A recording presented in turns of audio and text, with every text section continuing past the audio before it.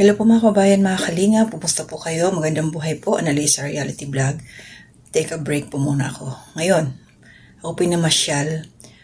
Pwede naman ho tayong mag-reaction doon sa mga hindi restricted na mga content creator. Pero hindi po ako kukuha ng clip or anumang picture. So dito po to sa nakaka-stress na kapatid ni Kuya Oliver. Alam ko maraming nanonood sa inyo, kay Daddy Frankie.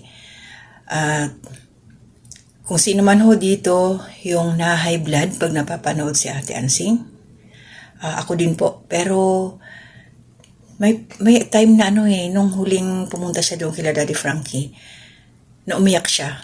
Parang may kurot din sa puso. Pero bibigyan ko po yun ng aking opinion.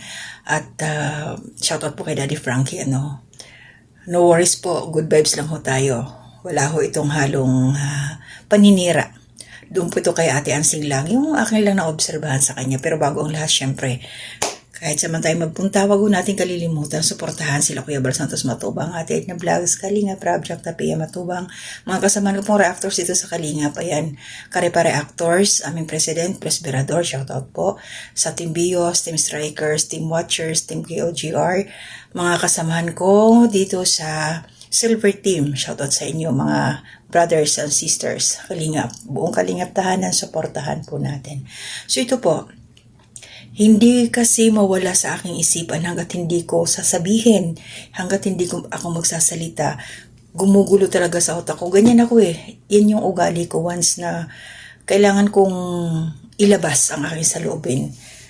Kailangan kong pagbigyan kasi hindi ako makakatulog Matagal na to, ilang araw na rin kumbaga, nag-hold on lang ako, hindi talaga mapakali kailangan kong sabihin. Kaya sa lahat po ng nakasuporta sa akin, at alam ko nga, sabi ko kanina, nandun ni kay Daddy Frankie, buong Kalingap team, kasi nagtutulungan din lang naman yan, mga charity vloggers. So ito po, ang opinion ko dito nung pumunta si Ate Ansing, Ansing ba yun?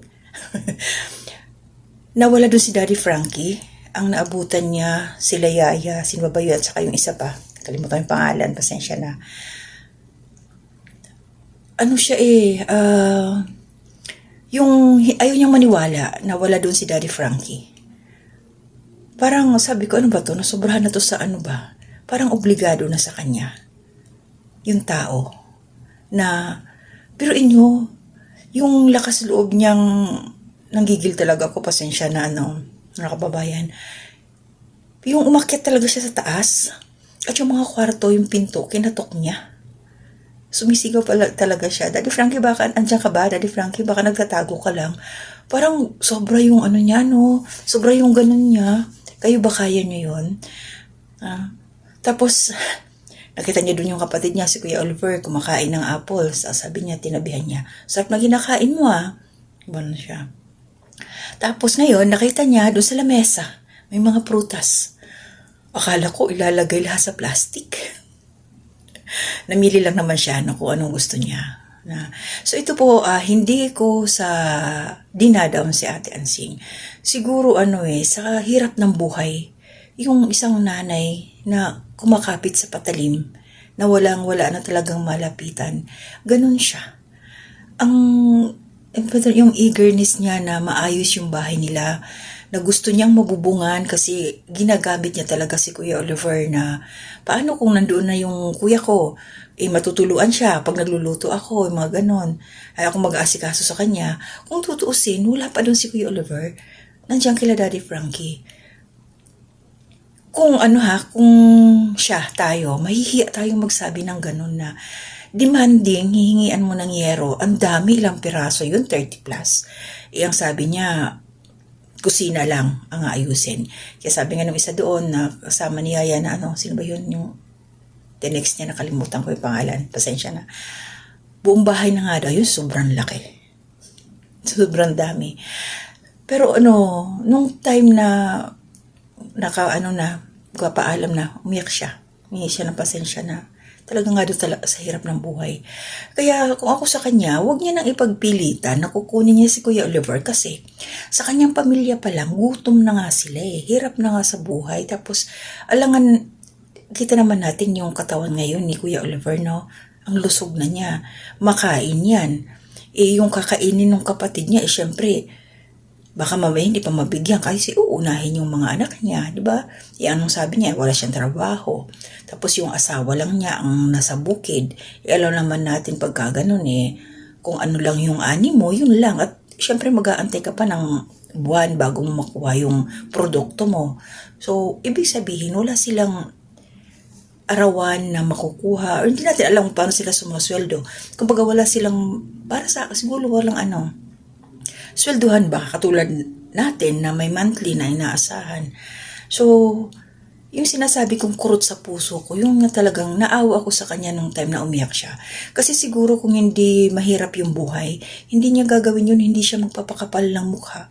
Hindi siya magsusumiksi kay Daddy Frankie para grabe yung niya wala na talaga siyang hiya-hiya Lapit talaga siya. Dahil wala na siyang ibang mapuntahan, wala siyang ibang malapitan.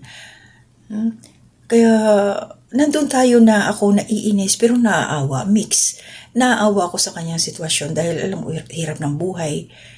Kahit naman sino nanay ka, may mga anak ka, makikita mong yung mga anak mo halos walang makain. Tapos ikaw pa siya, may sakit pa, di ba? So, nakakaawa.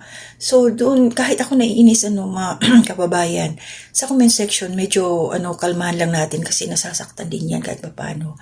Ipagpalagay natin kung magpasalamat tayo dahil hindi tayo yung nasa lugar niya. Kaya sana unawain na lang natin si Ate Ansing. Oo, nagko-comment ako na grabe ang kapal ng mukha talaga. Sinasabi ko talaga yun. Tapos, may mga comment ako doon.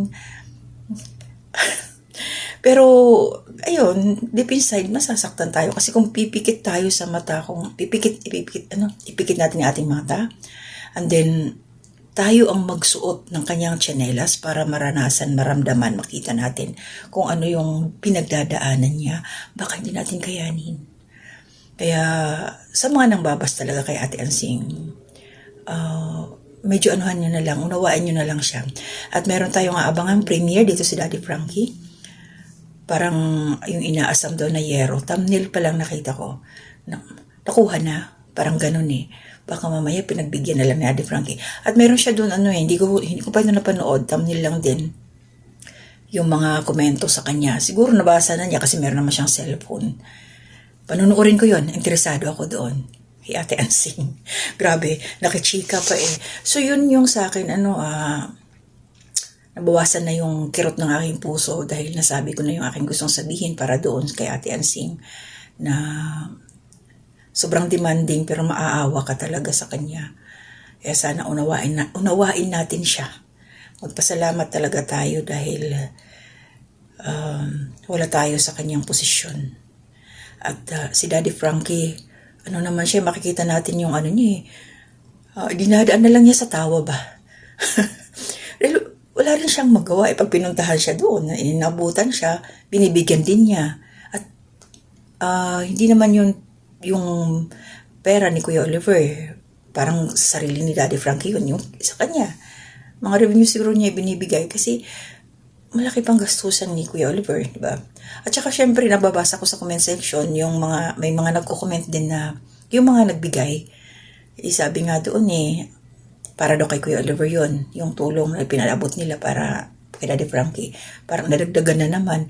Iba ka mamaya, kukunin talaga ni Ansing yun. Pero sabi niya, yung butal nga lang yung hinihingi niya.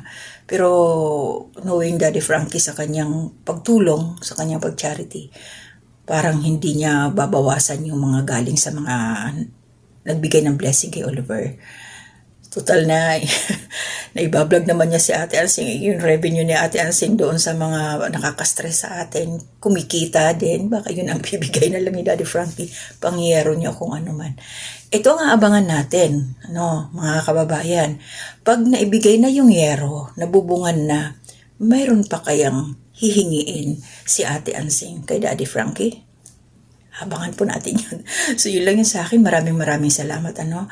Pag-pray natin si Daddy Frankie na lumawak pa, humaba pa yung kanyang pasensya kay Ate Ansing. Kasi ayun nga sa kanya, nagkakasakit na daw siya Sa tuwing nakikita siguro si Ate Ansing, baka mamaya na tumatayo balahibo ni Daddy Frankie. Natawa ko. Alam mo yung kinakabahan ka, para kang may utang pag pinuntahan ka doon na samantalang hiningihan ka lang ng tulong at biglang may susulpot doon na biruin nyo, ilang araw lang ang pagitan, babalik na naman doon.